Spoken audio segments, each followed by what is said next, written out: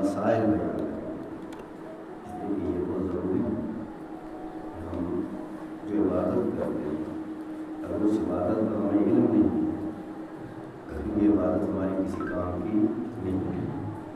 اس لیے ہم ابتداء گزارش کریں گے کہ آپ لوگوں سے کہ پہلے جو بھی عمل کریں اس عمل کے بارے میں آپ کو پتہ ہونا چاہیے کہ اس کے احکام کیا ہے، یہ عمل کیسے قبول ہوگا. مثلا بہت سارے لوگ نماز پڑھتے ہیں مگر انہیں یہ پتہ نہیں کہ واجبات نماز کتنے ہیں. نماز واجب ہے، واجبات نماز کتنے ہیں، اور نماز سے پہلے کتنی چیزیں واجب ہیں. اگر وہ نہیں ہے، مثلا ایک آدمی نماز بڑی پابندی سے پڑھتا ہے بس کوشش نہیں کرتا کہ وہ سیکھے کہ میں وضو کیسے کروں. اگر اس کا وضو باطل ہے تو پھر اس کی نماز کیا ہے؟ ادا کی نہیں. اپنی زندگی میں اتنی پیش رفت کرو، اپنی زندگی میں ایسی کوشش کرو. پہلے تو آداب مجلس ضروری، آداب مجلس اگر نہیں ہے تو مجلس نہیں ہے. اور پھر مثلا ہم یہ آپ کو شابداش کریں گے کہ ایک مسئلہ یہ بات ذہن میں رہے کہ بغیر عمل، بغیر احکام کے عمل کبھی قبول نہیں ہے. مثلا یہ جو قرآن آیا ہے، قرآن کس لیے آیا ہے؟ قرآن کیا ہے؟ قرآن یہی تو ہے کہ آپ کی نماز صحیح، آپ کا روزہ صحیح، آپ کی عبادات صحیح. یہ پیغمبر اکرم صلی اللہ علیہ وسلم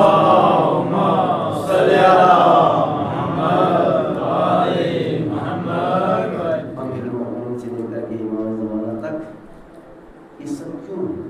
اس لیے کہ آپ کی زندگی کا ہر قدم اللہ کی مرضی سے ہو.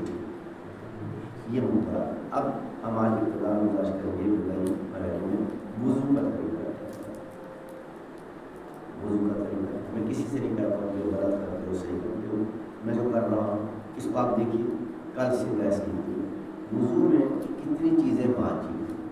سب سے پہلے وضو میں واجب کتنی چیزیں، وضو میں 3 چیزیں واجب ہیں. کتنی چیزیں واجب ہیں؟ 3 چیزیں واجب ہیں. چہرے کا دھونا، ہاتھوں کا دھونا، سر اور پیر کا مسح، یہ 3 چیزیں واجب ہیں. لیکن بہت آسان ہے، مشکل نہیں. اب اگر یہ جو 3 کام ہیں، یہ 3 کام اتنے مشکل ہیں، اب آپ سمجھیں گے. ہمیں مکتب میں یہ پڑھا دیا جاتا ہے بھائی کتنی چیزیں وضو میں واجب ہے، 3 چیزیں، مگر یہ تینوں چیزیں مشکل ہیں. آپ یقین کریں، یعنی بعض وہ لوگ کہ جو کتابیں بہت پڑھتے ہیں، ہم نے ان کو بھی دیکھا، یہ کسی کے اوپر طنز نہیں ہوئی، یہ کسی کو کریں. لیکن ہم کیا کریں؟ ہماری مسجد میں اگر 50 آدمی نماز پڑھنے کے لیے جا رہا ہے، 50 میں سے 10 کا بھی اگر وضو صحیح نہ ہو، میں کچھ کہہ رہا ہوں، پھر کیا فائدہ؟ اچھا بعض مرتبہ ہم پاک ہی نہیں ہوتے. مسجد کے لیے شرط ہے کہ پاک ہو، نجس آدمی مسجد میں نہیں جا سکتا. اگر ہم پاک ہی نہیں ہیں،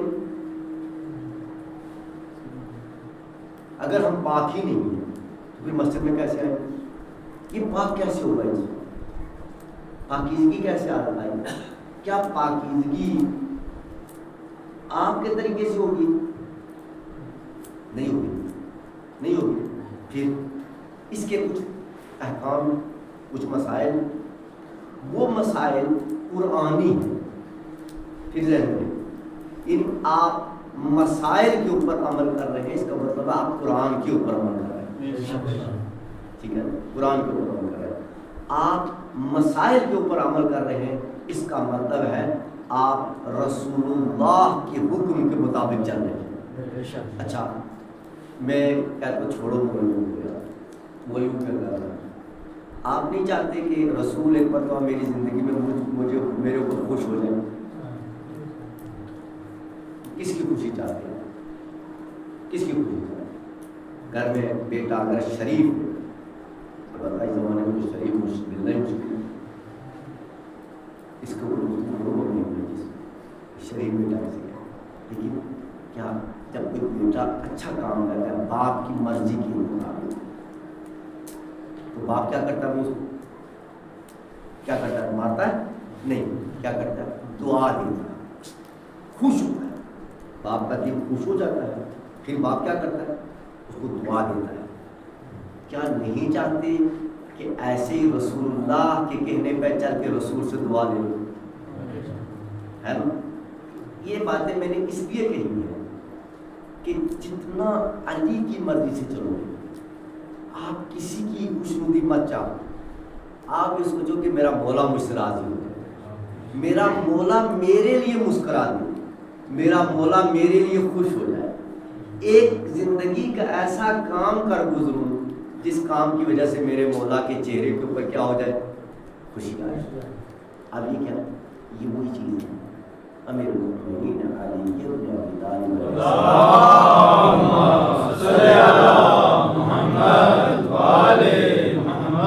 तीन चीज़ें वाजिब हैं। ये हदीस मासूमी में, कुरान मजीद में, ये रिवायात में है, हुजूर में है। ये तीन चीज़ें चेहरे के बाद इन तीन कामों के बाद अब उसमें मुस्तहबात कितने हैं?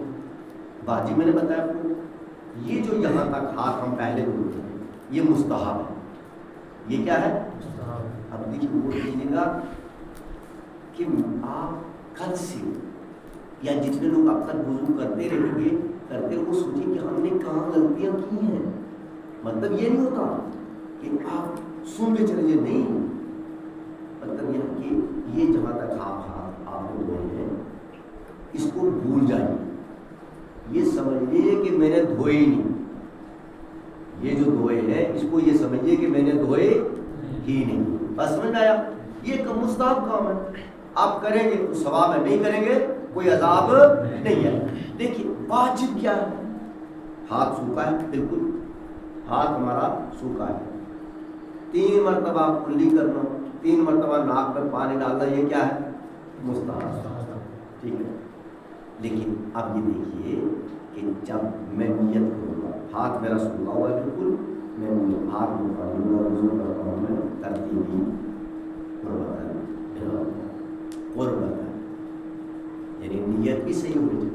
कुछ कहते हैं कुर्बतन, कुर्ब छोटे काफ से, किससे है?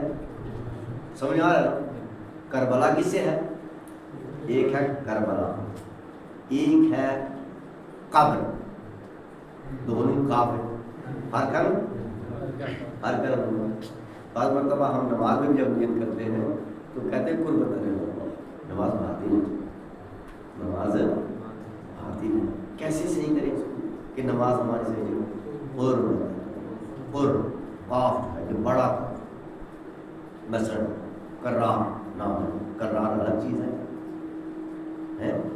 कर्रार सुकून वो एक अलग चीज़ है। कर्रार जो तलफ़्ज़ जानते हैं और उर्दू के इमले से आशना है, तो इमला भी आशना ही होती है।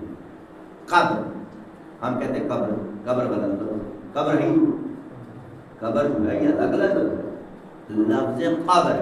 क्या लफ्ज़ है? कब्र, बड़ा काफ, छोटा काफ नहीं है। अब कहते हैं हम क्या कहते हैं? कुरान, ये लफ्ज़ गलत है, कुरान गलत है, क्या कहेंगे? कुरान, क्या कहेंगे? कुरान। अब ऐसे ही जब नमाज पढ़ता हूँ मैं बस ज़ोर विचार कर वाजिब कुर्बतन अगर कहा तो यही नियत है। कितना फर्क नियत में भी, वज़ू करता हूँ तरफ भी, दोनों में बस अलग चीज़ें हैं। बस इतना काफ़ी कह दो, नमाज वज़ू करता हूँ कुर्बतन। अब जो पानी डालते मैंने मुस्तहबात को क्यों छोड़ा कि इसमें गलत फहमियाँ हो जाएंगी, गलत फहमी हो जाएगी, वज़ू गलत हो जाएगा। अभी मेरा हाथ भी सूखा हुआ है, कुछ वो जो मैंने पहले धोया है वो भूल जाओ, वो मैंने धोया ही नहीं। अब मैंने पानी लिया, डाला ऊपर से, कहाँ से? यहाँ से, बालों के ऊपर की वजह से, ठीक ऊपर डाला, सीधा मेरा हाथ नीचे आना चाहिए।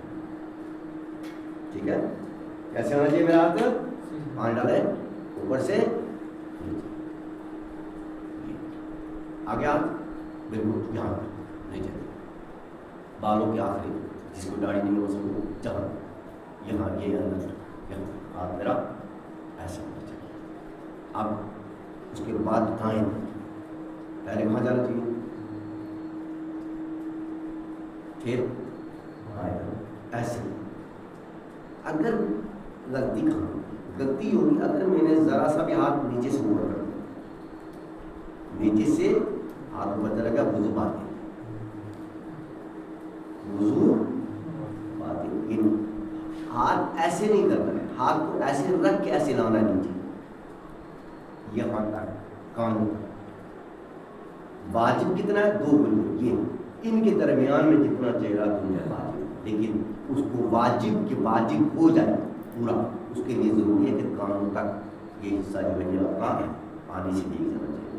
ٹھیک, ایک مرتبہ آپ نے پانی ڈالا, اس کو آپ 3-4 مرتبہ جو ہے آپ ایسے کیجیے, کوئی حرج نہیں. ٹھیک ہے, پیشانی ایسے ایسے ایسے کی سمجھ آ گیا, بالوں کو بھیج گئی آپ کا.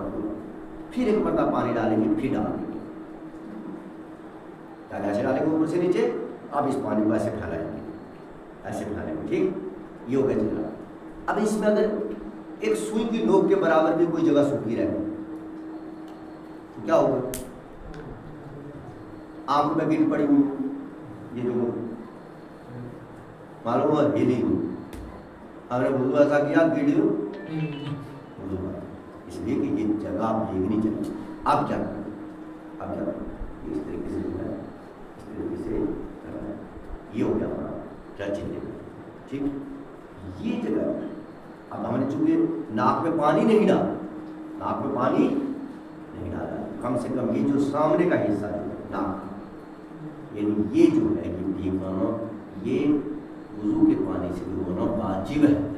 جو حصہ سامنے پڑ رہا ہے یہ جو ہے, اب ہم نے پانی لیا,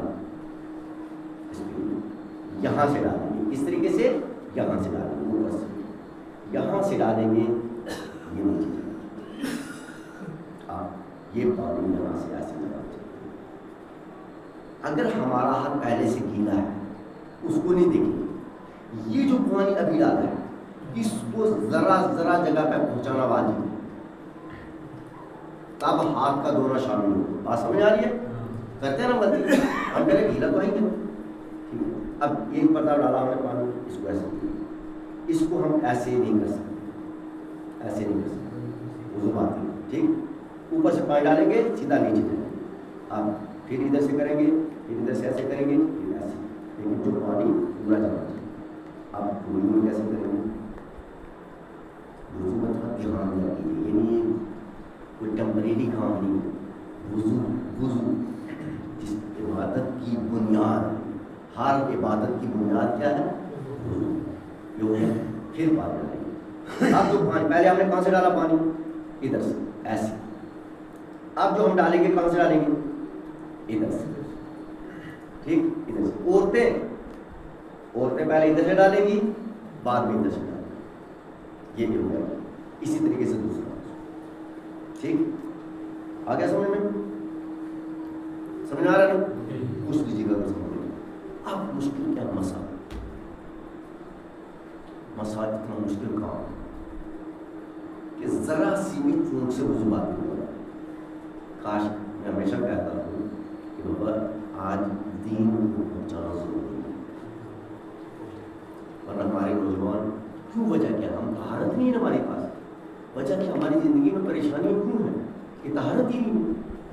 اب طہارت کے اگر میں احکام بیان کروں صرف طہارت کے, آپ حیران ہو جائیں گے کہ ہم تو نجس ہیں. آپ کو خود ماننا پڑے گا, خود کہیں گے مولانا صاحب ہمارے کام کتنے, ہم نے جو کیا ہے تو یہ تو سب غلط کیا, مسجدیں بھی ہم نے نجس کی. اتنا مشکل کام ہے, ذرا سا کام ہے. اب مسا کیسے کرتے ہیں؟ کوئی ایک آدمی مسا کرے سر, کوئی ایک آدمی کرے, آپ کرتے ایسے جیسے کرتے ہو مسا, سر کا مسا, ہاتھ پھیر دیجیے.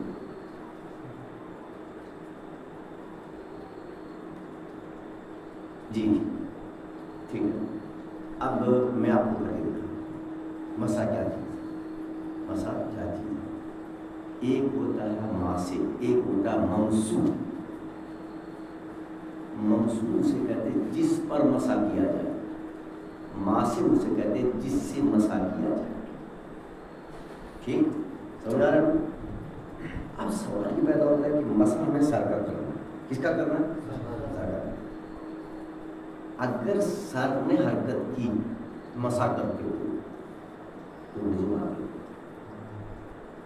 یہ بنیادی مسئلہ ہے. بار بار کیوں تکرار کر رہا ہوں کہ ذرا سے ابھی اگر آپ نے جھوم کی مثلا بالوں حرکت کر رہے ہیں یہ وضو کا. سر کو پہلے سکون میں لاؤ. سکون ہاتھ یہاں رکھو ایسے بالکل اطمینان سے جیسے بالوں نے ابھی مسا کیا ہے. یہ بالوں میں پورے بال زیادہ بنے ان پہ یہ ایسے رکھے اندر انگلی. ٹھیک بس جتنی انگلیاں پہنچانے اندر پہنچا کر کے یہ واجب ہے. اتنا مسا واجب ہے. یہ پانی سے نہیں ٹچ ہونا چاہیے. اس سے پیشانی والے پانی سے نہیں ہونا چاہیے. بس مسا پیچھے. ٹھیک ہے یہ ایسے یہ جو ہے یہ مصطلح ہے. ہاتھ ایسے رکھیں. میرے ہاتھ نے حرکت کی ہے سر نے حرکت نہیں کی. یہ دھیان دینا ہے. دھیان دینا ہے. یہ اگر بالوں کیسے کرتے ہیں مسا ابھی تک دھیان دینا. یہ اردو بات ہے. ٹھیک یہ ہو گیا ہمارا سر کا ہو گیا مسا. اب ہم کرتے ہیں پیر کا مسا. پیر کا مسا جو ہے وہ پہلے پیر کو سکون میں رکھو. کس طریقے سے؟ ایسی جگہ کے اوپر پیر ایسے رکھ کے مسا تب کرو کہ جب آپ کو یقین ہو کہ میرے پیر میں حرکت پیدا نہیں ہوگی. جب میں مسا کروں گا تو پیر ہلے گا نہیں. لیکن بہتر ہے کہ پیر ایسے رکھو اور اس طریقے سے آگے سے یہ جگہ اس کو کاٹ دو. اس جگہ کو یہ یہاں پہ. ٹھیک ایسے انگلی پھیلی ہوئی ہوتی ایسے. اب میرے پیر میں حرکت نہیں آ سکتی کیونکہ پیر جمع ہوا ہے.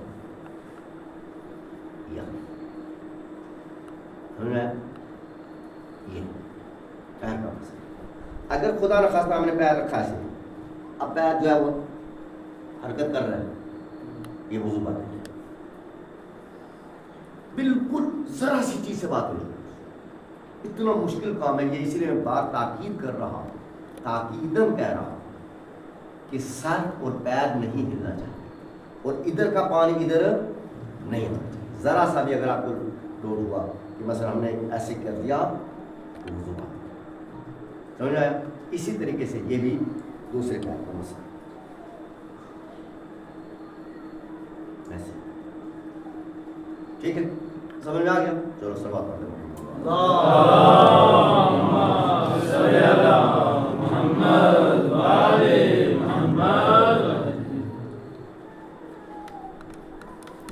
رحم اللہ من قرأ الفاتحہ.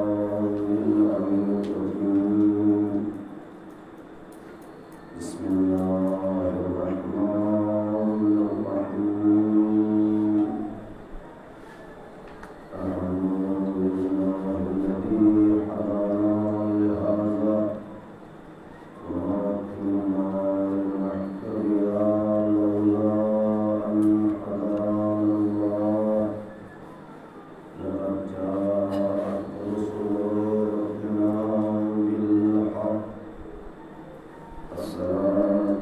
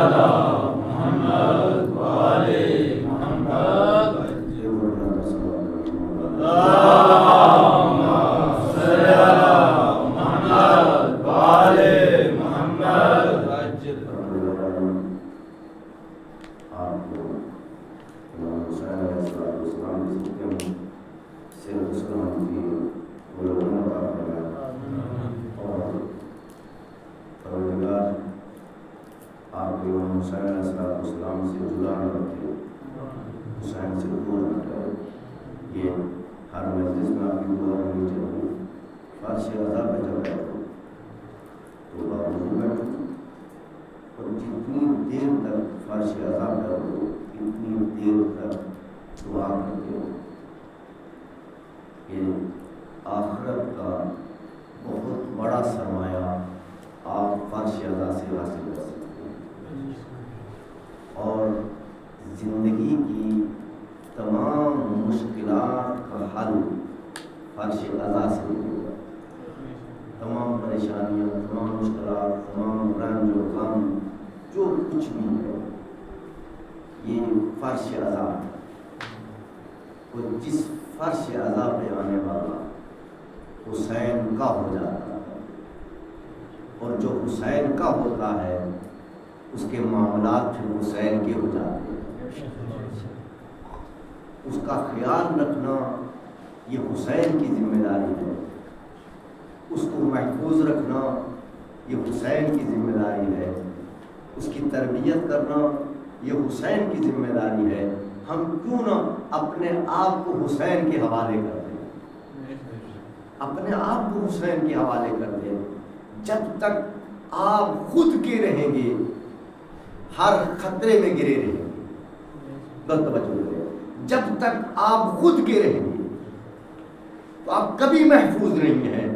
جس دن آپ حسین کے ہو جائیں گے ہمیشہ کے لیے محفوظ ہو جائیں گے، چاہے وہ یہ دنیا ہو چاہے وہ دنیا ہو۔ اس دنیا میں بھی جب تم حسین کے بن کے جاؤ گے تو اب یہ حسین کی ذمہ داری ہے کہ وہ تمہارا خیال رکھیں۔ اب حسین کا کام ہے کہ تمہاری پریشانیوں کو دور کریں۔ دنیا میں بھی جب تک رہو اپنے آپ کو حسین کے حوالے کر دو۔ اب یہ حسین کا کام ہے کہ وہ تمہارے کام کی اصلاح کیسے کرے، تمہاری مشکلات کو کیسے دور کرے۔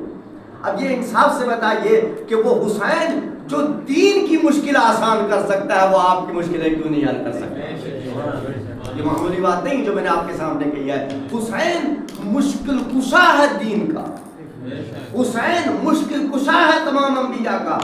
اگر حسین کربلا میں کھڑے نہ رہتے تو خدا کی قسم آج آدم کا کوئی نام لینے والا نہ ہوتا، آج ابراہیم کا کوئی نام لینے والا نہ ہوتا، آج موسیٰ کا کوئی نام لینے والا نہ ہوتا، آج دین کا کوئی نام لینے والا نہ ہوتا۔ یہ حسین نے کربلا میں قدم روک کر کے بتایا میری وجہ سے آدم ہے، میری وجہ سے ابراہیم ہے، میری وجہ سے موسیٰ ہے، میری وجہ سے دین ہے، یہ آزانے میری وجہ سے ہیں۔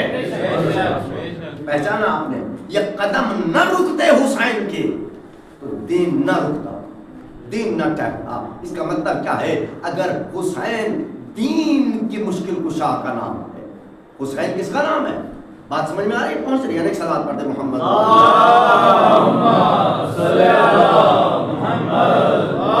حسین دین کے مشکل کشا کا نام ہے۔ اب اگر آپ ذہن میں یہ تصور پیدا کر کے آئے ہیں تو وہ حسین جو دین کی حفاظت کر سکتا ہے، اس دین کی حفاظت جس کا ذمہ صرف حسین کے ہے، نہیں غور کیا آپ نے؟ یہ رب کا انتخاب ہے۔ آدم تم پہنچاؤ، غور ہی نہیں کیا آپ نے؟ آدم تمہارا کام پہنچانا ہے، بس نوح تمہارا کام پہنچانا ہے، ابراہیم تمہارا کام پہنچانا ہے، موسیٰ تمہارا کام پہنچانا ہے، عیسیٰ تمہارا کام پہنچانا ہے، پیغمبر تمہارا کام پہنچانا ہے۔ بچانا حسین کی ذمہ داری ہے، یہ کام صرف حسین کر سکتا ہے۔ اب مجھے انصاف سے بتائیے، آدم سے لے کر کے پیغمبر تک 1,24,000 انبیاء، ایک طرف اتنے انبیاء ہوں، ان کے مشن کو یہ آدم کی ذمہ داری نہیں، آدم کی ذمہ داری نہیں ہے، یہ نوح کی ذمہ داری نہیں، یہ ابراہیم کی ذمہ داری نہیں، یہ عیسیٰ کی ذمہ داری نہیں۔ تمہارا کام پہنچانا ہے، غور ہی نہیں کیا آپ نے؟ تمہارا کام پہنچانا ہے، بچانا حسین کا کام ہے، اس لیے کہ تم بچاؤ گے تمہارا بچایا ہوا کچھ دیر بچے گا، حسین بچائے گا تو قیامت تک محفوظ رہے گا۔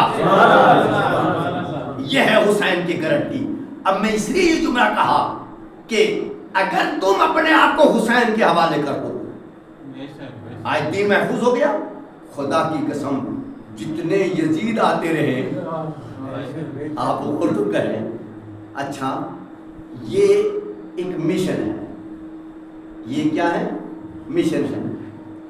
کل یزید اٹھا, حسین نے ایسا دفن کیا, حسین نے ایسا دفن کیا, ایسا دفن کیا حسین نے کہ آج یزید کے ماننے والے بھی, یزید کے ماننے والے بھی یزید کو ڈھونڈ بھی نہ رہے. اور کم وقتوں اگر مانتے ہی ہو تو نام تو رکھ لو. کوئی نام رکھنے کو تیار نہیں ہے. پہچانا آپ نے؟ اب ایک یزید یہ تھا, غور کریں میں کیا عرض کر رہا ہوں. یعنی ہر ایسا نہیں ہے کہ یزید نہیں آئے گا, یہ کوئی گارنٹی نہیں ہے, لیکن حسین نے ایسا راستہ کھول دیا یزید اٹھتا رہے گا. غور نہیں کیا, ہر زمانے میں کوئی حسین رہے گا, حسین نہیں رہے گا تو حسین کا نمائندہ رہے گا. کل یزید اٹھا, حسین نے دفن کیا. آج امریکہ اٹھا, اسرائیل اٹھا. آپ نے غور کیا کہ یہ دین کو نقصان پہنچانے کے لیے جب بھی کوئی یزید اٹھے گا تو کوئی نصر اللہ تیار ملے گا, کوئی حسن, کوئی قاسم سلیمانی تیار ملے گا. اس کا مطلب کیا ہے کہ حسین نے کہا کہ جب تم حسین کا مقابلہ نہیں کر سکتے,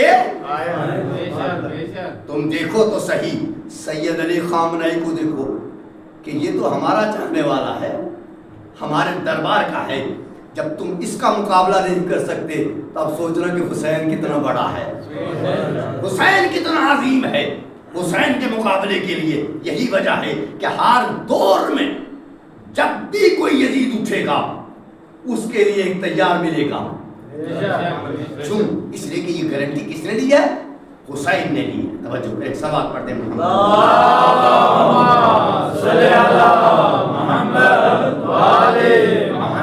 حسین کا وعدہ, یہ حسین کا وعدہ ہے. آج قرآن محفوظ ہے, یہ حسین کے صدقے میں ہے. آج دین محفوظ ہے, یہ حسین کے صدقے میں ہے. آج نمازیں محفوظ ہیں, یہ حسین کے صدقے میں ہے. اتنا سوچ لیجئے گا, کبھی یہ مت سوچئے کہ ہم عزاداری کر کے حسین کو فائدہ پہنچائیں گے. نہیں غور کیا آپ نے؟ ہم عزاداری کر کے اپنا فائدہ کر رہے ہیں کہ ہمارا نام لکھا جائے. صرف اگر ہمارا نام لکھ دیا, صرف ہمارا نام لکھ, صلوات پڑھتے محمد اللہم صلی علی محمد وآل محمد. اگر ہمارا نام لکھ دیا کسی میں, کسی ایک مجلس میں, لیکن یہ سوچ کے جائے یہ کبھی بھی, میں کل بھی گفتگو کی تھی, آج بھی کہہ رہا ہوں, سب سے بڑا مشن آج کے زمانوں کا یہ ہے. نوجوانوں حسین سے محبت بہت مشکل سے پیدا ہوتی ہے, مگر حسین کی دشمنی کرنے والے ہزاروں میں آج جتنا بھی لوگ ہیں, خاص کر کے میں نام نہیں, اس لیے کہ باہر آواز آتی ہے, خدا کے لیے میں صرف اشاروں میں کہہ رہا ہوں, اس وقت حسین کے مشن کو نقصان پہنچانے والے زیادہ ہیں, حسین کے مقصد کو نقصان پہنچانے والے زیادہ ہیں. اگر حسین سے محبت ہوتی تو پھر عزاداری میں اختلاف نہ ہوتا, عزاداری میں پارٹیاں نہ ہوتی. یہ پارٹیاں اس بات کی دلیل ہیں کہ ابھی حسین نہیں ملا, ابھی ان کے دلوں میں حسین نہیں آیا اور اس بستی میں نہیں آیا. کیا یہ ممکن ہے کہ جس بستی میں حسین کے قدم پڑ جائیں, جس بستی میں حسین کے قدم پڑ جائیں, وہ رحمت الہی نازل نہ ہو, وہاں اللہ کی رحمت نازل نہ ہو, یہ ناممکن ہے. حسین رحمت الہی کا مجسمہ ہے, لہذا فرش عزا دیکھیے طریقہ ہوتا ہے. صلوات پڑھتے محمد صلی علی محمد وآل محمد. اب ایک فلسفہ بیان کرتا ہوں, ایک ضمناً بات کر دو, میرا درد دل ہے. خدا کے لیے اگر مجھ سے مجلسیں بھی پڑھوانی ہوئی تو میں پھر آؤں گا, لیکن مجھے کچھ کہنے دیجیے تاکہ اچھا یہ فارش اعضا کو بچایا، یہ فارش اعضا کس لیے بچائی جاتی ہے؟ یہ فارش اعضا اس لیے بچائی جاتی ہے کہ دیکھیے ہم بڑے سے بڑا کام کریں، ہم جو بھی کر لیں، کوئی بھی عبادت کر لیں، لیکن کوئی گارنٹی نہیں ہے کہ آل محمد آئیں گے۔ بات سمجھ میں آ رہی ہے؟ آل محمد آئیں گے، کوئی گارنٹی نہیں ہے۔ نماز پڑھیں، جماعت سے نماز ہوئی ہے، کسی مولوی سے جا کے فتویٰ پوچھیے کہ ہم نماز پڑھیں گے جماعت سے، ہمارے ساتھ امام زمانہ آئیں گے، ہمارے ساتھ فاطمہ آئیں گی، ہمارے ساتھ حسن آئیں گے، ہمارے ساتھ حسین۔ مولویوں کیا ہو گیا ہے جب نماز میں نہیں آتے، نماز میں نہیں آتے، کچھ تو ہوگا، کچھ تو ہوگا کہ نماز میں نہیں آتے، ختم شریف ہوتا ہے نہیں آتے۔ نہیں غور کیا؟ جہاں فارش اعضا آ جائے، جہاں فارش اعضا آ جائے، وہاں وہ فاطمہ جس کی طرف ساری دنیا جاتی ہے، فاطمہ کہتی ہے تم فارش اعضا آپ بچاؤ میں آؤں گی، تم فارش اعضا بچاؤ میں آؤں گی۔ خدا کے لیے، خدا کے لیے بدلو، بدلو مزاج کو، عادتوں کو بدلو، یہ فتنے ختم کرو۔ اگر کوئی آدمی مجلس حسین سے بغض رکھتا ہے تو وہ فرش اعضا پہ آنے والی حسین کی ماں سے بغض رکھ رہا ہے۔ یہ معمولی بات ہے کیا؟ کیا سمجھ رہے ہیں آپ؟ کس سے دشمنی کر رہے ہیں؟ آپ کی اوقات ہے کہ حسین سے دشمنی کریں؟ یزید سے پوچھنا کہ حسین کی دشمنی کا انجام کیا ہے؟ نسلیں ختم ہو گئی، کوئی نام لینے والا نہیں بچا۔ اس لیے سوچ کے کہنا کہ میں اس مجلس میں نہیں جاؤں گا، میں کچھ کہہ رہا ہوں۔ مثلا میری مجھے آپ کہتے ہیں کہ مولوی صاحب مجلس پڑھنی ہے، میں نے کہا وہاں تو 20 آدمی ہیں، 30 آدمی ہیں، میں وہاں مجلس میری شان کے خلاف ہے، میں وہاں مجلس پڑھنے جاؤں گا، ظاہر سی بات ہے مجھے مجموعہ چاہیے پڑھنے کے لیے۔ آپ کچھ کہہ رہا ہوں، میں نفس کے اوپر زیادہ ٹکر مارتا ہوں تاکہ نفس آپ کا جاگے۔ اب میں آپ نے دوسرا مولوی نہیں ملے گا کیا؟ ملے گا یا نہیں ملے گا؟ ملے گا نا، مجلس ہوگی۔ اچھا اتفاق ایسا ہوا کہ جس مجلس میں میں نہیں پہنچا اسی مجلس میں آل محمد آ گئے، اسی مجلس۔ اب قیامت کے دن میں مانگوں گا حسین سے مجھے کچھ دے دو، حسین کہیں گے تم تھے کہاں؟ ایک دن تمہیں بھی بلایا تھا نا، ہمارے ہی نام پہ بلایا تھا، اور تم کیا سمجھ کے نہیں آئے؟ تم مجمع دیکھ کر کے نہیں آئے۔ خدا کی قسم ہم ایک کی آواز پہ جاتے ہیں۔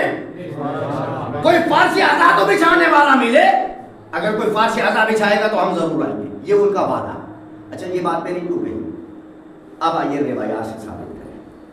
ایک سوال پڑھ دیں، اللہم صلی علی محمد وآل محمد۔ دیکھیے ایک شخص کوفے سے، کربلا سے، یعنی ایران سے حج کے لیے جاتا ہے۔ کس کے لیے جاتا ہے؟ حج کے لیے۔ اور یاد کریے جب جاتا ہے وہ اس کے دل میں یہ نیت ہے، اس لیے کہ زمانہ حج میں، اب دیکھیے میں کیا عرض کر رہا ہوں، خدا کہ میں پھر کہہ رہا ہوں مجلس مجھ سے اگر پڑھوانی ہو پڑھوا لیں، جیسے آپ کہیں گے ویسے پڑھوں گا، لیکن مجھے بھی تو کچھ ہوگا۔ یہ حدود ہے۔ اس وقت ہم کیا کہہ رہے ہیں؟ ہمیں کیا مکتب میں پڑھایا جاتا ہے؟ ہمارا مکتب کا سبق ہی غلط ہے۔ بہت بڑی بات کہہ رہا ہوں، ہمارا مکتب کا جو ہمیں پڑھایا جاتا ہے وہ غلط ہے۔ ہمیں یہ پڑھایا جاتا ہے کہ ہمارا امام کیا ہے؟ غائب۔ بھائی یہی تو پڑھا آپ نے، میں غلط تو نہیں بول رہا ہوں، میں کہہ رہا ہوں یہ غلط ہے، میں کہہ رہا ہوں یہ غلط ہے۔ خدا کی قسم ہم اس امام کو مان ہی نہیں سکتے۔ جو غائب رہے. اچھا یہ بتائیے جب کوئی گرتا ہے, ایک چھوٹا سا بچہ گرتا ہے, کیا کہتا ہے؟ کیا کہتا ہے؟ یا علی. کیوں بھائی؟ یا ابا کیوں نہیں کہتے؟ یا اماں کیوں نہیں کہتے؟ بات کو بتائیے نا مجھے انصاف سے. درد ہوتا ہے, تکلیف ہوتی ہے, شدت ہوتی ہے, شدت. اب اس طرف میں کون یاد آتا ہے؟ علی. تو میں یہ پوچھ رہا ہوں جب علی ہے ہی غائب تو بلا کیسے رہے ہو؟ کہا مولانا آپ کو پتا نہیں, ابا دیر میں آئیں گے, امی دیر میں آئیں گی, یہی تو ہے جو سب سے پہلے پہنچتا ہے. صلوات پڑھتے محمد. حیدری حیدری حسینیت حسینیت زندہ باد زندہ باد. حسینیت حسینیت زندہ باد زندہ باد. نعرہ صلوات. اللہم صلی علی محمد. یہ سبق ہی نہیں ہے. آپ یہ پڑھاؤ, آپ کے مکتب کا یہ درس ہونا چاہیے کہ آپ تو غائب ہو سکتے ہو مگر امام نہیں. امام کہتے ہی حسین. غور ہی نہیں کیا آپ نے. امام کہتے ہی حسین جو محافظ ہو. اچھا غائب رہ کے حفاظت کرے گا؟ غور ہی نہیں کیا آپ نے. اس کا مطلب ہے آپ سے آپ کا باپ دور رہ سکتا ہے, آپ سے آپ کی ماں دور رہ سکتی ہے, مگر آپ کا امام آپ سے کبھی دور نہیں رہ سکتا. ہم اس امام کو نہیں مانتے کہ جو غائب ہو جائے. یہی وجہ ہم نے غائب غائب کہہ کے لوگوں نے مذاق بنا دیا. بابا کیوں ملا ہوں, کیوں ایسے ملا آتے ہو تم لوگ؟ یہ ملا کا کام ہے. ٹھیک ہے, یہ کس کا کام ہے؟ ملا کا کام ہے. اچھا پھر مجھے کہنے صلوات پڑھ دے محمد. اللہم صلی علی محمد و آل محمد. اچھا یہ بتائیے کہ کچھ کام ایسے ہوتے ہیں جو ہم زندگی میں عملاً کرتے ہیں, عملاً کرتے ہیں نا زندگی میں. مثلا آپ میرے سامنے آئے تو میں نے کیا کہا؟ سلام علیکم. غور تو کریں میں کیا عرض کر رہا ہوں. آپ میرے سامنے آئے تو میں نے کیا کہا؟ سلام علیکم. آپ نے جواب دیا. اچھا میرے سامنے ہی نہیں ہو, غور ہی نہیں کیا. سلام کس کو کر رہے ہو؟ مولوی یا یہ نماز سے سلام نکال دو یا یہ حاضر غائب والا تصور نکال دو. نماز ہم زندہ خدا کی پڑھتے ہیں یا مردہ خدا کی؟ ہم جب کہتے ہیں کہ ایاکا نعبدو و ایاکا نستعین, ہم تیری عبادت کرتے ہیں اور تجھ سے مدد مانگتے ہیں, تجھ سے استعانہ چاہتے ہیں. اس کا مطلب کیا ہے؟ کہ وہ زندہ ہے. جبھی تو اس کا سجدہ ہو رہا ہے.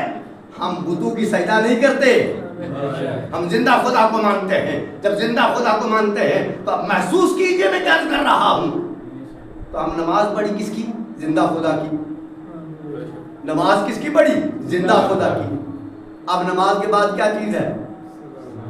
غور ہی نہیں کیا آپ نے. ابھی نہیں, ابھی صلوات. نماز تمام ہو گئی, کھڑے ہو گئے, کیا کہہ رہے ہیں؟ السلام علیکم یا رسول اللہ. ہائے ہائے ہائے, کچھ کہہ رہا ہوں. السلام علیکم. سلام تبھی ہے جب سامنے ہو.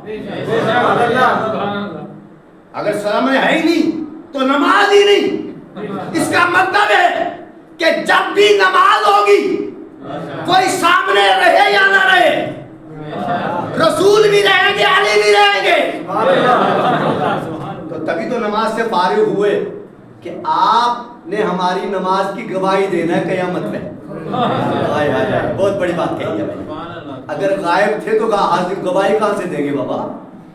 اگر غائب رہیں گے تو میں ایک نماز کی گواہی. جب حاضر ہو گئے مجھے یقین ہو گیا, میں نے کہا اشہد ان لا الہ الا اللہ وحدہ لا شریک لہ واشہد ان محمدًا عبدہ ورسولہ. تو یہ گواہی میں مردہ رسول کی دے رہا ہوں یا زندہ کی؟ زندہ کی. اب جب مجھے یقین ہو گیا کہ ہے, موجود ہے, اٹھا. ادب یہ کہتا ہے, ادب یہ کہتا ہے کہ جب سامنے آئے تو سلام کرو.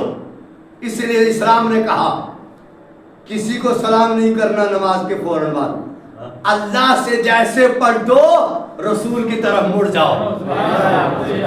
رسول کی طرف سے جیسے پلٹو علی کی طرف پلٹو, فاطمہ کی طرف پلٹو, حسن و حسین کی طرف پلٹو, پھر امام رضا کی طرف پلٹو, پھر اپنے زندہ امام کی طرف پلٹو.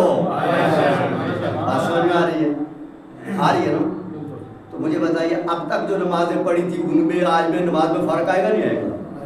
جب دیکھیں گے گود میں بیٹھیں گے اور گواہی دیں گے تو زندہ رسول کی گواہی دے رہے بابا.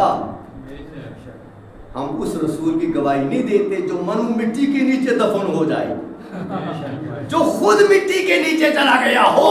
وہ امت کو نہیں بچا سکتا, وہ امت کو نجات نہیں دے سکتا ہے. ہم اس لیے زندہ رسول کو مانتے ہیں. اب میں نے جو بات کہی تھی, ایک شخص, تو میں نے عرض کیا کہ امام اس وقت کہاں ہے. بول رہے ہیں اگر مومن کو یہ نہیں پتا تو پھر وہ مومن نہیں ہے. میں نے بڑی بات کہی ہے. آپ کا سب سے زیادہ قریبی رشتہ کس سے ہونا چاہیے؟ اپنے زمانے کے امام سے. غور ہی نہیں کیا. آپ کا سب سے قریبی رشتہ کس سے ہونا چاہیے؟ زمانے کے امام سے. تو جب امام سے رشتہ ہے جس سے ہمارا تعلق ہے, اس کے پل پل کی ہمیں خبر رہتی ہے. غور ہی نہیں کیا آپ نے. بس یہاں سے کوئی آدمی سفر پہ گیا, فون کرتے ہیں کہاں پہنچے؟ ہاں بھائی فلاں جگہ رجوری. آپ کہاں؟ آپ فلاں جگہ. ہم خبر لیتے ہیں. اور میرے زمانے کے لوگ جس سے تمہاری دوستی ہے اس کی خبر لے رہے ہو, آپ کو پتا ہے کہ اس وقت کہاں ہے. یہ کیسے لوگ ہیں جو امام کو مانتے مگر پتا نہیں کہ تمہارا امام کہاں ہے. اگر یہ پتا نہیں تو نہیں پتا, اگر یہ پتا نہیں تو کچھ پتا نہیں, اگر یہ پتا نہیں تو شریعت پتا نہیں, اگر یہ پتا نہیں تو دین پتا نہیں, اگر یہ پتا نہیں تو حسین کا پتا نہیں. بات پہنچ رہی ہے. صلوات پڑھیں محمد اللہم صلی علی محمد وعلی محمد. یہ شخص تو عراق سے جا رہا ہے حج کرنے کے لیے. اسے پتا ہے, اسے یقین ہے, اسے پتا ہے, اس نے توسل کی, اس نے عبادت کی, اس نے ریاضت کی کہ میں چاہتا ہوں کہ زمانے حج میں امام کہاں ملے گا.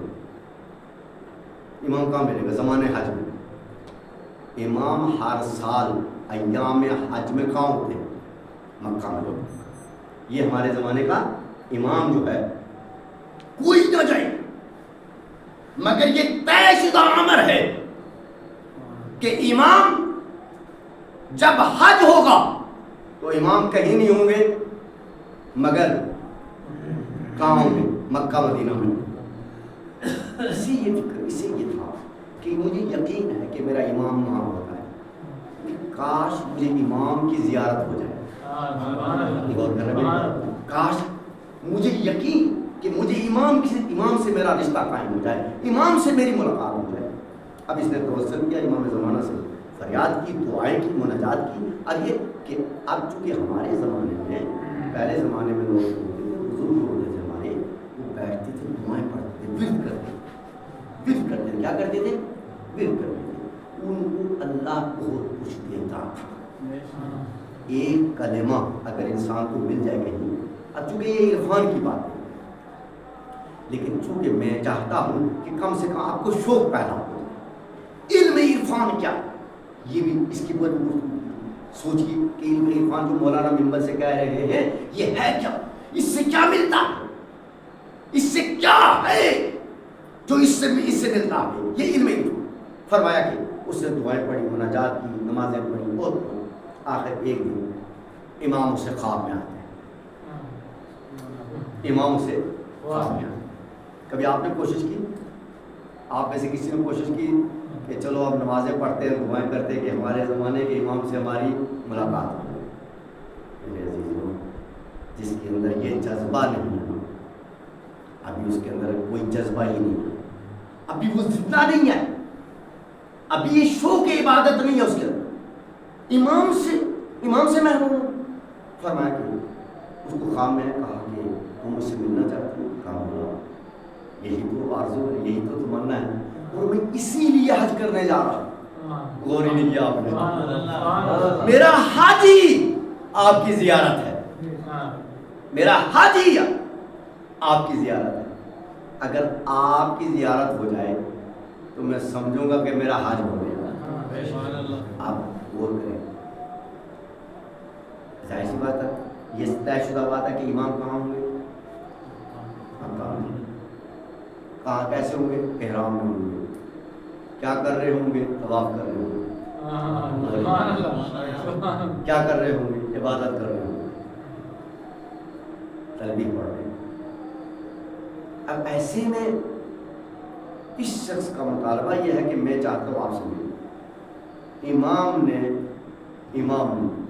ایسا نسخہ بتایا کہ میں صرف تم ہی سے نہیں ملنا چاہتا، نہیں اور کیا، جہاں تک میرا یہ پیغام پہنچے ان تک یہ خبر پہنچنی چاہیے کہ اگر کوئی چاہتا ہے کہ تم اپنے زمانے کے امام سے ملو تو نسخہ میں بتایا دیتا ہوں، نسخہ میں بتایا دیتا ہوں۔ اس نے کیا کہا، مولا بتا دیجئے، میں اس نسخے کے اوپر عمل کروں، جو نسخہ مجھے آپ بتائیں گے میں اس کے اوپر عمل کروں گا۔ کہا کہ تم عرفہ کی، کہا میدان عرفات میں کیا عرض کر رہا ہوں، ایسے سن رہے ہیں، صلوات پڑھیں محمد اللہم صلی علی محمد وآل محمد۔ تم میدان عرفات میں کیا کرنا ہے، تمہیں میرے چچا حضرت ابو الفضل عباس علیہ السلام کی مجلس کرنا۔ اللہم صلی علی محمد وآل محمد۔ اور کیا یہ میں نے بہت بڑی بات کہی ہے، جب بھی لگے، امام نے بتا دیا کہ تم نیت کر کے اس بات کی، تم امام حسین علیہ السلام کی نہیں، آیا ہے مولا غازی عباس کی، مولا غازی عباس کی، ہائے کون جانے غازی عباس کون، عباس کا تم اس کی مجلس کر دو، اس کے لیے فارسی ادا کروں اور میں مجلس میں آ جاؤں، میں مجلس میں آ جاؤں۔ اس نے فارسی ادا بچائی، اس نے ایک مولوی بھی ڈھونڈا، بڑی محنت کی، تبرک بھی جمع کیا، لوگوں کو کہا کہ مجلس میں، بڑا خوش ہے، بڑی عجیب کیفیت ہے، اور دور دور کے لوگوں کو بلا رہا، آ جاؤ مجلس، آ جاؤ مجلس میں۔ اب جو مجلس میں پہنچے، ذاکر محمد میں بیٹھ گیا، امام نہیں ہے، امام نہیں ہے، کچھ تو غلطی ہو گئی کہ امام نہیں ہے۔ امام نے کہا کہ تم اگر مجھ سے ملنا چاہتے ہو تو میں ایسے نہیں آؤں گا، تم کیا کرو، میرے چچا کی فارسی اعضا بچھاؤ، میرے چچا کی مجلس کرو، خدا کے لیے اپنے گھروں میں یہ نسخہ آزماؤ۔ اگر چاہتے ہو کہ تمہارے گھر میں تمہارے امام کے قدم پڑھے، اگر چاہتے ہو یہ امام کا بتایا ہوا ہے، تحقیق کر لیجئے، علماء سے پوچھئے کہ مولانا صاحب یہ بات پڑھ کے کہ غلط پڑھ کے تو نہیں چلے گی، میں کہہ رہا ہوں میری مجلسوں کے اوپر اعتبار بھی مت کیجیے، پوچھا کیجیے، جب پوچھیں گے تو شعور پیدا ہوگا، ٹھیک ہے۔ میں نے کبھی نہیں کہا کہ جو میں پڑھ کے جا رہا ہوں صحیح پڑھ کے جا رہا ہوں، اس لیے کہ صحیح تو صرف میرا امام پڑھتا ہے، باقی ہم کیا، ہم تو بس ان کے جو جھوٹے لقمے ہیں وہ آپ تک پہنچا رہے ہیں۔ امام اس نے کہا کہ میں نے فارسی اعضا بچھا دی، فارسی اعضا کی قیمت، فارسی اعضا کی قدر، اس نے فارسی اعضا بچھا دی، سب لوگ دیکھ رہے، ایک ایک آدمی کو دیکھ رہے، یہ بھی مانگی، وہ بھی مانگی، یہ بھی مانگی، کیا ہو گیا، فارسی اعضا بھی بچ گئی۔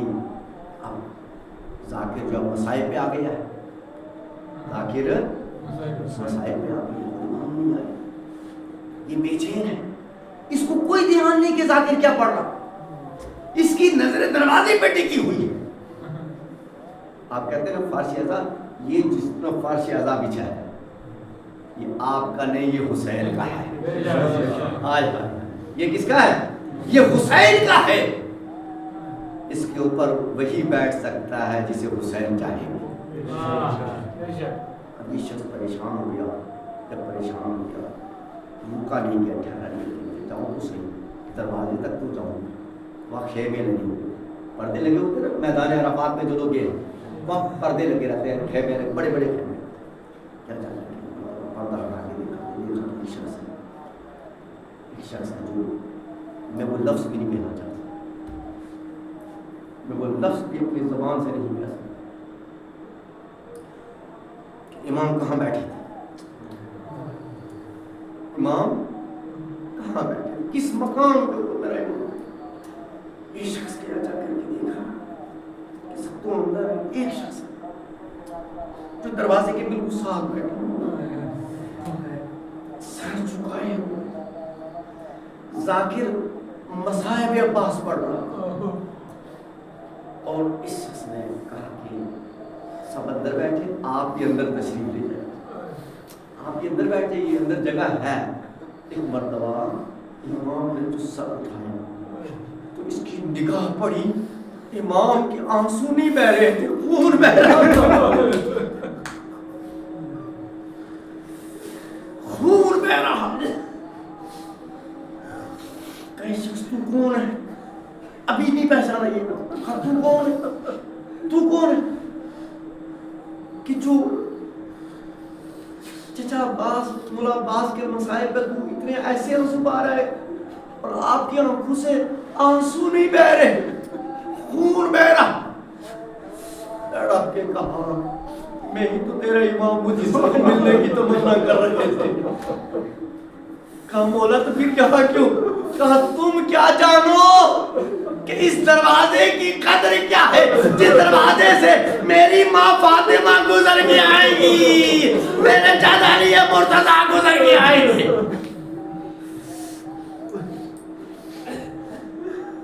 یہ نسخہ ہے، یہ نسخہ ہے. چاہتے ہو کہ اس کو پر عمل ہو؟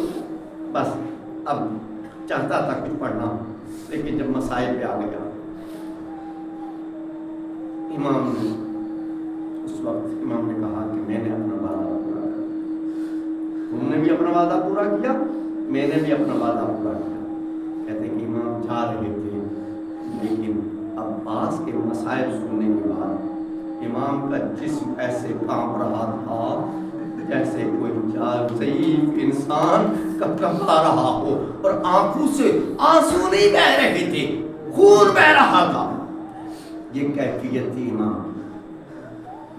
علی بات اگر پہنچ گئی ہو انشاءاللہ مجھے یقین ہے کہ آئندہ کی مجالس میں آپ کیا احتیاط کریں. لیکن فرش یہ دروازے کیسے دروازے کہ جن سے حسین کی ماں، حسین کے بابا، حسین کے نانا اور آج کی امت کی آج کی شب ساری شبیں قیامت کی، مگر آج جس کی مقربی شموز ہو اسے شہید اول بھی، اسے کربلا کی بنیاد بھی کہتے، اسے قاسم مسلم یقین بھی کہتے. مسلم کیسا مسلم جس کو حسین نے اپنا نمائندہ بنا کر کے بھیجا. حسین ایسا نمائندہ ہے یہ حسین. اور یہ جب مکہ میں حسین پہنچے مرتبہ جناب مسلم کو بلایا، کہا مسلم تم میرے بھائی، مسلم تم میرے معتمد ہو، میں تمہارے پر اعتماد کرتا ہوں. اور مسلم کوفے سے مجھے بہت والے چاہتے ہیں کہ کوئی ہماری ہدایت کرے، کوئی ہماری رہنمائی کرے، کوئی ہمیں دین سکھائے، تو مسلم میں تمہیں اپنا نمائندہ بنا کر کے بھیجا۔ اور خود سمجھیے یہ مسلم کوئی عام انسان نہیں ہے، مسلم نمائندہ حسین ہے۔ مسلم چلے ایک مرتبہ بھی یہ نہیں کہا کہ مولا مجھے کیوں بھیج دیں، کسی دوسرے کو بھیج دیجیے۔ خوش ہو گئے، خوشی آئی چاہیے، مسکرائے۔ حسین نے رخصت کیا، مسلم کوفے کی طرف چلا گیا۔ جب مسلم کوفے پہنچے تو مسلم کا بڑی شان سے استقبال ہوا۔ اللہ بڑی شان کے ساتھ مسلم کا استقبال۔ میں کہہ رہا ہوں کہ مجلسیں بیداری کا نام، فکر کا نام، سوچ کا نام ہے کہ کیا وجہ تھی کہ وہ کوفہ کہ جس کوفے میں مسلم وارد ہوئے، اور کہتے ہیں کہ آتے ہی 18,000 لوگوں نے جناب مسلم کی بیعت کی، عہد کیا کہ مسلم یہ بیعت مسلم کی نہیں تھی، حسین کی تھی۔ کہ مسلم یہ بیعت مسلم کی نہیں تھی، حسین ابن علی کی بیعت تھی۔ لہذا اور جناب مسلم لوگوں کے گھروں میں جانے لگے، لوگوں کو اکٹھا کرنے لگے۔ جناب مسلم کو سکون ملا کہ کوئی تو ہے میرے مولا کے چلنے والا۔ مسلم بڑے خوش ہوئے، جلدی سے خط لکھا امام حسین علیہ السلام، لکھا مولا کوفہ آپ کا منتظر ہے، مولا آپ کے انتظار میں ہے اور لوگ بے چین ہیں، آپ تشریف لے آئے۔ بس یہ خط لکھا، خط چلا گیا، وقت گزرتا گیا اور لوگ چوک در چوک مسلم کے پیچھے آ گئے۔ کہتے ہیں کہ جس مسجد میں جناب مسلم نماز پڑھاتے تھے اس میں نمازیوں کو جگہ نہیں ملتی تھی۔ ہائے، یہ بھی کیوں سنا رہا تاکہ آپ کی سمجھ میں آ جائے حسین سے محبت کرنا آسان نہیں، حسین سے محبت کے لیے بہت کچھ قربان کرنا پڑتا ہے، اور ہم تو اپنے آپ کو قربان نہیں کر پاتے، اپنا وقت حسین کے لیے قربان نہیں کرتے کہ حسین کی فرش اعضا تک آ جائے، پھر حسینی ہونے کا دعویٰ کرتے ہیں، پھر شیعہ ہونے کا دعویٰ کرتے ہیں، پھر محب اہل بیت ہونے کا دعویٰ کرتے ہیں۔ اس سے بڑا کوئی جھوٹا دعویٰ نہیں ہو سکتا۔ امام جناب مسلم کوفے میں نماز پڑھا، مسجد بری رہے، مسلم نے احکام بیان شروع، شریعت کو بیان کرنا شروع، لوگ آل محمد کے گھرانے کے فرض سے شریعت سنتے جا رہے ہیں، لوگوں کے دل خوش ہوتے جا رہے ہیں۔ بس ایسے یزید تک یہ خبر پہنچی کہ کوفہ بدل گیا، بس کوفے کے حالات آپ کے مخالف ہو گئے، یزید کو یہ خبر پہنچی۔ اب جیسے یزید کو یہ خبر پہنچی کہ کون ہے کہ جس نے کوفے کو بدل دیا، کون ہے کہ جس نے کوفے کے مزاج کو بدل دیا اور کوفے کے لوگوں کو آل محمد کی طرف موڑ دیا؟ کہا کہ کوئی اور نہیں، یہ حسین ابن علی کا بھائی جناب مسلم۔ کہا کہ یزید نے فوراً ایک شقی ترین انسان کو، ظالم ترین انسان کو، اور یہ بدترین انسان تھا اپنے دور میں، فوراً اس کو مسلط کیا، اس کو والی بنایا، کوفے کا حاکم بنایا، اور اس کو کہا کہ فوراً بصرے کو چھوڑ اور کوفہ پہنچ، اور کوفے میں جا کر کے اپنی کرسی سنبھال اور وہاں کے حالات سے مجھے آگاہ کر اور پورے کوفے کو کنٹرول کر لے۔ اور کرے اب یہ جو مسلم کے حالات ایک طرف، ابن زیاد، کوفے کے حالات ایسے تھے کہ کوئی یزیدی کوفے کے اندر داخل ہونے کی جرات نہیں کر سکتا تھا، اس لیے کہ پوری دنیا مسلم کے ساتھ تھی، ایک حسین کا نعرہ، صرف ایک حسین۔ اب ابن زیاد یہ ملعون کیسے کوفے میں داخل ہوئے؟ ہم لوگوں کو تاریخ نہیں سنائی جاتی، تاریخ نہیں پڑھتے، اس لیے ہمیں آشنائی نہیں۔ اب یہ مردود، یہ ملعون، یہ شخص کیسے کوفے میں داخل ہوئے؟ اگر یہ یزید کا نمائندہ بن کے آتا ہے تو اس کو دارالامارہ کے دروازے سے داخل ہونے سے پہلے ہی قتل کر دیا جاتا ہے، لہذا مشکل اس کی، اس لیے کہ جہاں پورا کوفہ ایک طرف ہو، 10,000 بھی فوج لے کے آتا ہے تب بھی یہ مقابلہ نہیں کر سکتا۔ اب اس نے کیا کیا؟ اس نے وہ لباس اختیار کیا، وہ لباس پہنا، وہ لباس کے جو مشہور تھا بنو ہاشم کا۔ کس کا لباس؟ جو لباس قبیلے بنو ہاشم کا مشہور تھا، بنو ہاشم کا ایک مخصوص لباس تھا۔ اس لباس کو کہ جو لباس علی پہنتے تھے، جو لباس امام حسن پہنتے تھے، وہی لباس امام حسین پہنتے تھے، یہ مشہور لباس تھا۔ اس لباس اور چہرے کے اوپر اس نے پردہ ڈالا، نقاب ڈالی، اور جو اس کا لشکر تھا اس سارے لشکر کو وہی لباس دیا، وہ جو لشکر حسین کا لباس ہے۔ دھوکہ اسے کہتے ہیں، مولوی لباس میں بھی دھوکہ ہو سکتا ہے، اور دھوکہ ہوا۔ جی اب یہ اپنے لشکر کے ساتھ، اپنے سپاہیوں کے ساتھ کس لباس میں؟ لباس یزید میں نہیں، لباس بنو ہاشم میں۔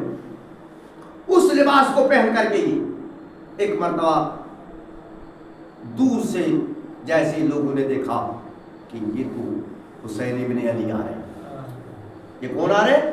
حسین ابن علی، اس کا لشکر۔ بس لوگ دوڑ پڑے،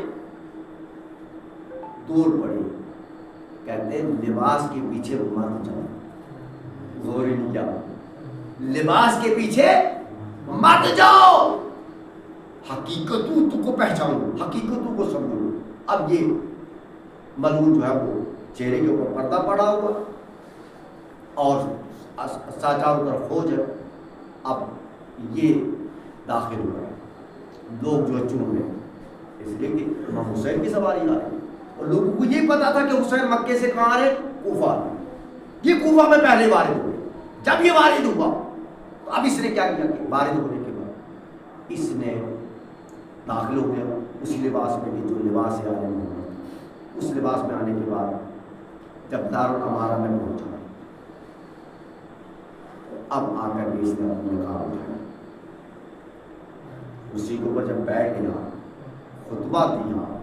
اب جو خطبہ دیا اس نے، لوگوں نے کہا کہ تو اپنے سر پہ ہم نے مصیبت بٹھا دی، یہ تو جس کو یہ ملعون ترین شقی ترین انسان اپنے زمانے میں، اب اس نے اعلان کر دیا کہ جو بھی مسلم کو پناہ دے گا یا مسلم کا ساتھ دے گا، اس کا جان و مال، عزت و آبرو سب خطرے میں۔ بس لوگوں کو ڈر، لوگوں کو اب اس نے بڑے بڑے لوگوں کو گرفتار کیا، جناب مختار جیسے۔ جناب مختار اپنے زمانہ، مختار نامہ پڑھا نہیں جاتا، سنا نہیں جاتا، تاریخ دہرائی بھی نہیں جاتی، ممبر کا مزاج ہی بدل گیا، لوگ عادی نہیں ہیں اس چیزوں کو، ورنہ یہ ساری چیزیں آپ کو سناؤں تو آپ کو پتہ چلے کہ کربلا ہے کیا، حقیقت کیا۔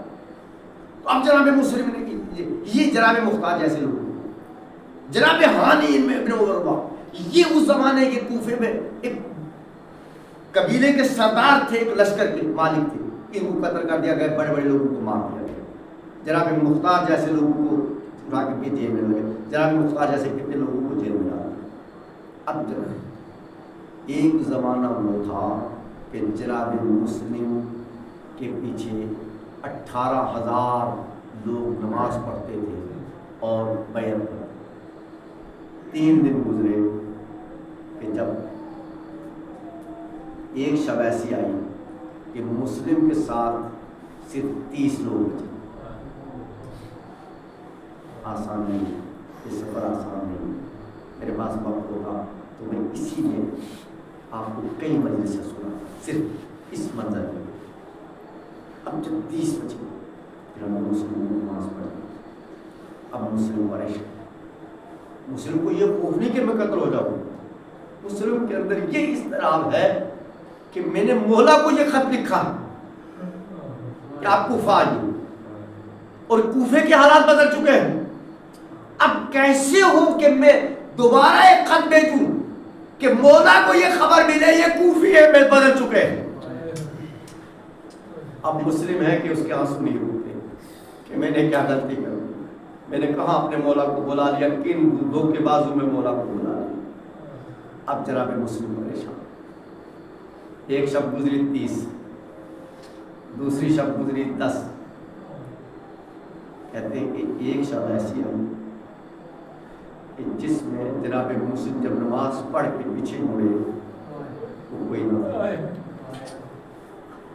کوئی نہ، جناب مسلم باہر نکلے مسجد سے باہر اور کہتے ہیں کہ ایک رات ایک شب مسلم نے کیسے گزاری، اب نہ مسلم کے پاس پانی ہے، نہ مسلم کے پاس کھانا، نہ مسلم کے پاس رہنے کے لیے کوئی جگہ۔ مسلم کہیں ایک کونے میں بیٹھتا ہے، کہتا ہے کوئی راستہ نہیں ہے، چاروں طرف سے کوفہ بند ہے، جتنے دروازے تھے کوفے سے باہر جانے سارے دروازوں کے اوپر پہرا لگا ہوا ہے کہ کہیں مسلم بھاگ نہ جائے۔ اب مسلم جائے تو جائے، روایتیں کہتی ہیں کہ مسلم ایک رات ایک دن۔ اب مسلم کی مشکل یہ ہے کہ دو چھوٹے چھوٹے بچے بھی ساتھ ہیں، بس اب مختصر جناب مسلم کے مسائل پڑھنا چاہا، پروردگار مجھے معاف کرنے ہمت کرنی۔ جناب مسلم کے دو بچے تھے اور مجھے نہیں لگتا میں کیسے کہوں کہ جس کوفے میں کوئی ایک چڑھنے والا نہ ہو، اس کوفے میں مسلم نے بچوں کو اپنے سے جدا کیسے کیا ہوگا اور کیا کہہ کے جدا کیا ہوگا، بچوں جاؤ۔ اور جب چھوڑا مسلم نے کہا بچوں اب میری زندگی کا کوئی بھروسہ نہیں، تم چلے جاؤ، ہو سکتا ہے تمہارے اوپر کوئی رحم کھا جائے اور تم اس پردیس میں بیٹھ جاؤ۔ بچے چلے گئے، چھوٹے چھوٹے بچے، کوئی دروازہ کھلا ہوا نہیں، کبھی ایک دروازے پہ جاتے ہیں کبھی دوسرے دروازے پہ، کوئی کھانا دینے والا، کوئی پوچھنے والا نہیں، بچے پریشان، بچے چلے، بچے گھومتے، ادھر مسلم، کوئی دروازہ نہیں۔ کہتے ہیں کہ جب دوسری رات آئی، ایک رات گزر گئی پیاسے، مسلم کو دوسرا دن گزر گیا، مسلم پیاسا، پھر رات آئی، آخر میں جا کر ایک دروازے پہ بیٹھ گئے، ایک چبوترے پہ بیٹھے، بے چین ہے مسلم، مڑ کے دیکھتے کوئی نظر نہیں آتا۔ کوفے کے حالات ایسے کہ کوئی دروازہ کھولنے کو تیار نہیں، ابن زیاد کا ڈر ہے، ابن زیاد کا خوف ہے۔ اب مسلم کے پاس کوئی سواری بھی نہیں ہے، چھوڑ دی، پیاسا ہے رہے گا 4 بار میرا، یہ بھوکا رہے گا میرے ساتھ، اس کو چھوڑ دی۔ آئے وہ آل محمد جو جانوروں کے ساتھ بھی یہ رویہ اختیار کرتے ہو، اس آل محمد کے بچوں کے ساتھ کیا رویہ اختیار کیا۔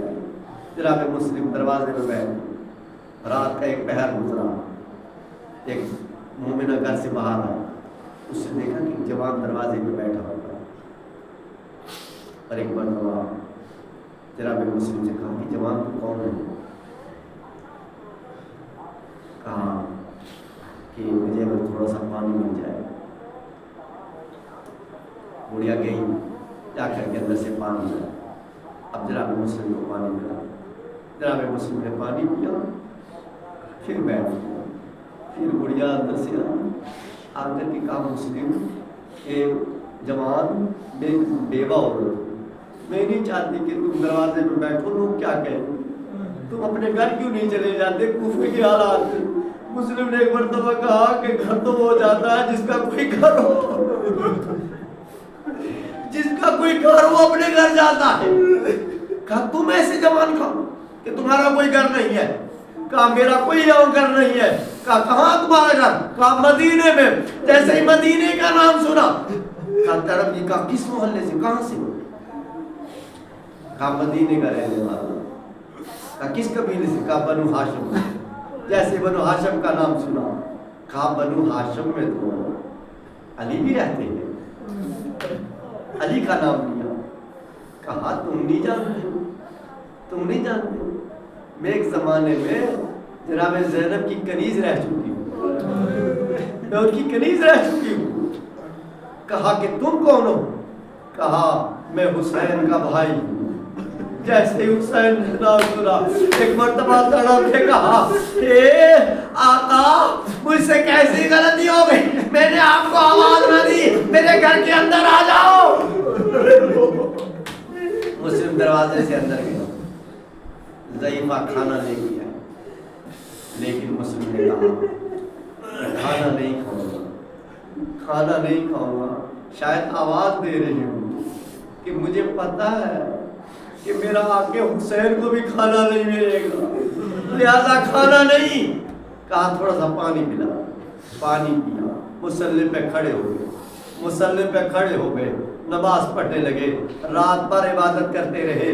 ایک مرتبہ جب نماز فجر پڑھ لی تو ایک مرتبہ تھوڑی سی آنکھ لگی, تھوڑی دیر کے لیے آنکھ لگی, بس اللہ ختم کر رہا ہوں. جیسی آنکھ لگی ایک مرتبہ کیا دیکھا, امیر المومنین خواب میں آتے ہیں, اے مسلم العجل العجل, اے مسلم جلدی آؤ.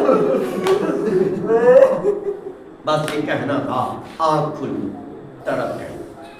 مسلم بے چین ہو, بے چین. کہا بے چین اس لیے ہو, ابھی میرے چچا خواب میں آئے. انہوں نے کہا مسلم بس جلدی آ جاؤ, جلدی آ جاؤ. تو بس میرا وقت پورا ہو چکا. جیسے یہ گفتگو ہو رہی تھی چاروں طرف سے یزیدی فوج نے گھر کو گھیر لیا, گھر کو گھیر لیا. جیسے ہی چاروں طرف آواز دی کہ مسلم گھر میں ہے تو ایک مرتبہ جناب مسلم سے رہا نہ گیا, گھر سے باہر جانے لگے. تو ایک مرتبہ ضعیفہ نے کہا کہ مسلم تم تنہا ہو, باہر سے فوج نے گھیرا ہے, آپ باہر نہ جانا. کہا اے مومنہ میں نہیں چاہتا کہ تیرے گھر کے اندر نامحرم آئے. مسلم باہر چلے گئے. خدا کی قسم اب میں نہیں پڑھوں گا جنگ کیا کی مسلم نے, دنیا نے دیکھا. لیکن ایک مرتبہ دھوکے سے مسلم کو گرفتار کیا گیا. جب مسلم گرفتار ہو گئے تو ابن زیاد کے دربار میں لے جائیں گے. دربار میں لے جا کر کے کھڑا کیا. ایک شکی نے کہا کہ آقا کو سلام کرو, ہمارے حاکم کو سلام کرو. مسلم نے کہا میرا آقا صرف حسین ہے, میں تمہیں سلام نہیں کروں گا, میں تمہیں سلام نہیں کروں گا. بس عزادارو بس اتنا کہنا تھا کہ مرتبہ ابن زیاد کو جلا لایا. کسی پوچھا کہ تم میں کون ہے جو مسلم کو قتل کر سکتا ہے. ایک آگے بڑھا, اس نے کہا کہ میں مسلم کو قتل کروں گا. کہتے کہ روایت کہتی ہے کہ دارالعمارہ کی چھت پہ لے کے گئے, دارالعمارہ کی چھت پہ گھسیٹتے ہوئے مسلم کو لے کے گئے. جب مسلم دارالعمارہ کی چھت پہ گئے, شاید مسلم نے چاروں طرف دیکھا ہو کہ میرا آقا نظر آ جائے, لیکن ایک مرتبہ کہا کہ اس شکی سے کہا کہ شکی مجھے تھوڑی سی مہلت دے سکتا ہے. کہا کس لیے؟ کہا میں چاہتا ہوں کہ 2 رکعت نماز پڑھوں. جناب مسلم نے 2 رکعت نماز پڑھی اور جب نماز سے فارغ ہوئے تو کہا اے پروردگار گواہ ہے نا, آج پہلی مرتبہ اتنی جلدی نماز پڑھی ہے, پہلی مرتبہ. کیوں؟ کہا اس لیے کہ تاکہ یہ شکی نہ سمجھے کہ مسلم موت کے خوف سے نماز پورا نہیں کر رہا ہے. مجھے موت کا ڈر نہیں ہے, بس ڈر اس بات کا ہے کہ میرا آقا ان کوفیوں میں نہ آ جائے. بے چین ہو گئے. بس اس طرح سے مسلم نے نماز تمام کی. ایک مرتبہ مکے کا رخ کیا اور کہا السلام علیکم یا ابا عبداللہ, اے آقا میرا آخری سلام قبول کیجئے. یہ سلام پہنچا. جیسے یہ سلام حسین تک پہنچا, حسین بے چین ہوئی.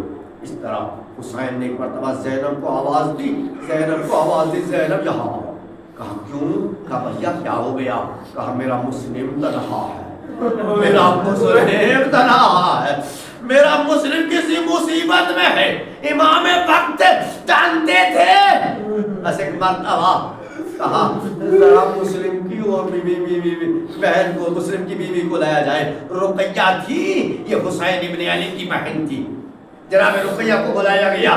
جناب رقیہ سے کہا بچی کو بھی لے کے آؤ. بچی کو بھی لے لایا گیا. ایک مرتبہ ادھر مسلم کا سر سے جسم سے جدا ہو رہا تھا، ادھر حسین ابن علی نے مسلم کی بچی کو گود میں لیا. ہائے ہائے، حسین ابن علی نے مسلم کی بچی کو گود میں لیا. ایک مرتبہ گود میں لینے کے بعد کہا زینب جب میں مدینے سے چلا تھا میں نے چھوٹے چھوٹے گوشوارے لیے. کہاں بھیا لیے ہیں؟ کہا زینب ذرا لا کے دو. گوشوارے پہنائے، گوشوارے پہنائے، گوشوارے پہنا کر کے ایک مرتبہ سر کے اوپر ہاتھ پھیرتے جا رہے تھے، تسلی دیتے جا رہے تھے. بہن کو ایک طرف بٹھایا، بھانجی کو ایک طرف بٹھایا گود میں. ایک مرتبہ بچی نے مڑ کے کہا ماموں آپ تو مجھے ایسے دلاسا دے رہے جیسے میں یتیم ہو گئی، میرے باپ کا سایہ سر سے اڑ گیا. اللہ اللہ، بس یہ جملہ کہنا تھا اے بچی، ارے تیرا باپ کوفے میں مارا گیا، ارے تو یتیم ہو گئی. اے بچی میں تیرے ساتھ ہوں، مگر کل سکینہ یتیم ہو گئی، تمانچے مارے جائیں گے.